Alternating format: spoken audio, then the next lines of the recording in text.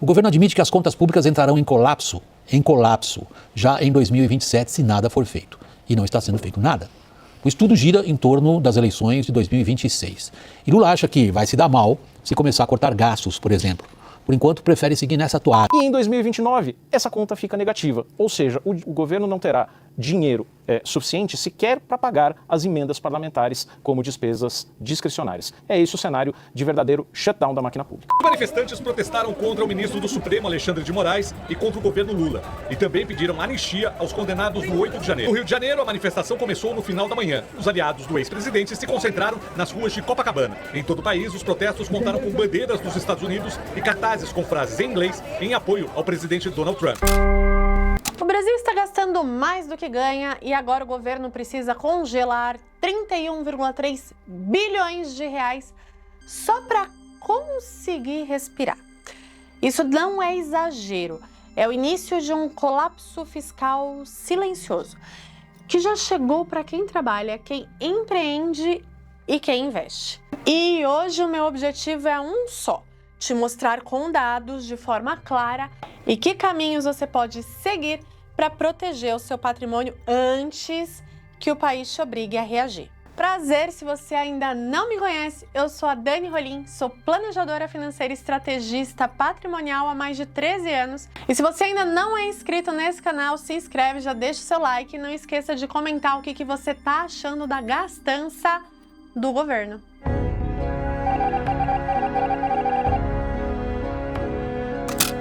O governo já bloqueou 31 bilhões de reais e isso é só o começo. Agora deixa eu te explicar de forma simples um conceito que vai aparecer muito no noticiário, tá? O que são despesas discricionárias? São os gastos que mantêm o país funcionando no dia a dia. Por exemplo, manutenção de hospitais, funcionamento de universidades, obras, infraestrutura, ciência, segurança e transporte. Elas são chamadas de discricionárias porque o governo tem alguma flexibilidade sobre elas. O problema é que essas despesas estão prestes a zerar em 2029. Isso significa não sobra dinheiro para nada além do básico do básico. Nem remendo, nem improviso. E quando isso acontece, duas coisas batem na sua porta. A máquina pública, ela trava, então os contratos param, os serviços pioram, projetos acabam congelados. E aí, para variar, meu amigo, a inflação sobe, porque o governo tenta tapar buraco gastando mais onde não deveria.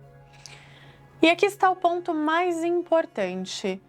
Não foi o mercado que causou isso, não foi a economia global, foi o próprio governo que se recusou a encarar o problema fiscal e ajustar o tamanho dos gastos. E o Haddad também já pediu arrego.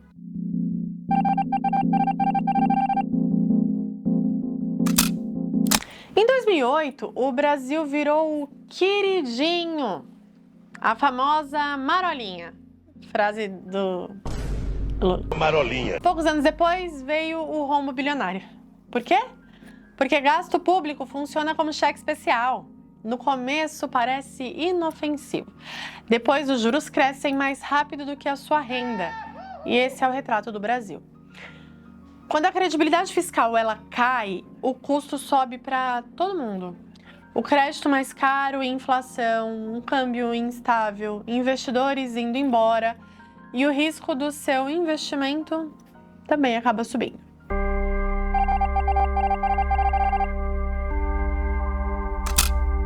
Agora vamos simplificar esse bloco porque ele é fundamental. O que são despesas obrigatórias? Vamos lá. São gastos que o governo é obrigado por lei a fazer, como previdência, salário do funcionalismo, aposentadorias, benefícios sociais, saúde e educação mínimas definidas por Constituição. Essas despesas, elas crescem automaticamente mesmo quando a receita não cresce, tá? Ou seja, todo ano o governo tem menos espaço para decidir onde investir. Agora, Dani, o que é PLDO, LDO, IFE? São documentos oficiais usados para planejar o orçamento do ano seguinte. Olha só, o PLDO, que é Projeto de Lei de Diretrizes Orçamentárias, é onde o governo admite, por escrito, se tem margem para gastar. Nesse documento oficial já está previsto que a partir de 2027, presta atenção, não haverá, vou repetir, não haverá espaço para cumprir os pisos mínimos de saúde e educação. Ou seja, falta dinheiro antes mesmo do ano começar. Já o IFE é a Instituição Fiscal Independente. É o órgão técnico que fiscaliza as contas públicas para evitar maquiagem. E ela está dizendo há anos que se o governo não mexer nos gastos obrigatórios, as despesas livres vão sumir e a máquina pública vai travar. Agora talvez você esteja se perguntando, Dani, mas o governo fez o que diante desse cenário? Ele fez o que sempre faz quando não quer enfrentar o problema real. Aumentou impostos. Só que aqui está o ponto que quase ninguém te explica. O problema não é a falta de dinheiro entrando. O problema é para onde esse dinheiro é obrigado a ir. Eu vou traduzir isso com um exemplo simples. Imagina que você ganha um aumento no seu salário, só que junto com esse aumento, o seu banco te obriga a pagar parcelas maiores, tarifas maiores e juros maiores. Ou seja, o aumento não melhora a sua vida. Ele só aumenta a velocidade com que o dinheiro sai. No final do mês, você continua apertado ou até pior. É exatamente isso que acontece com o governo. Ele arrecada mais, sim. Só que a maior parte desse dinheiro está comprometido por lei, que são as chamadas despesas obrigatórias. Aquelas que eu expliquei no começo do vídeo. Previdência, salários, aposentadorias, saúde mínima e educação. Essas despesas, elas crescem todos os anos automaticamente, mesmo se a economia estiver parada. Então, quando o governo aumenta a arrecadação, mas não muda o tamanho dessas obrigações, o que você acha que acontece?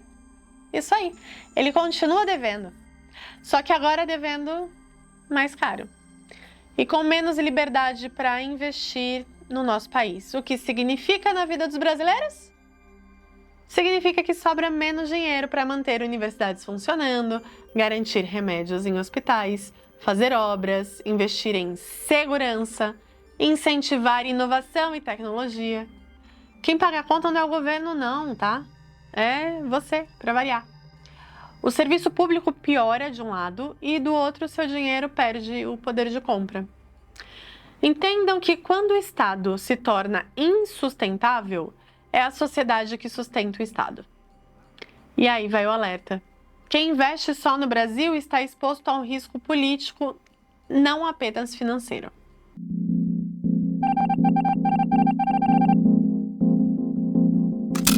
O investidor, ele não precisa prever a crise, tá? Ele precisa simplesmente estar preparado para ela, com liquidez estratégica, que seria dinheiro de alta liquidez. Outra, proteção tática com ouro, o ativo que amortece choques e preserva valor. E principalmente aqui com diversificação internacional, moedas fortes, mercados maduros, empresas globais. Disciplina, óbvio. Processo contínuo, sem tentar adivinhar o topo ou o fundo. É um método que eu aplico com clientes no Brasil e no exterior há mais de uma década. Entenda que crises, elas vão e vêm. O que permanece é a estrutura que você constrói.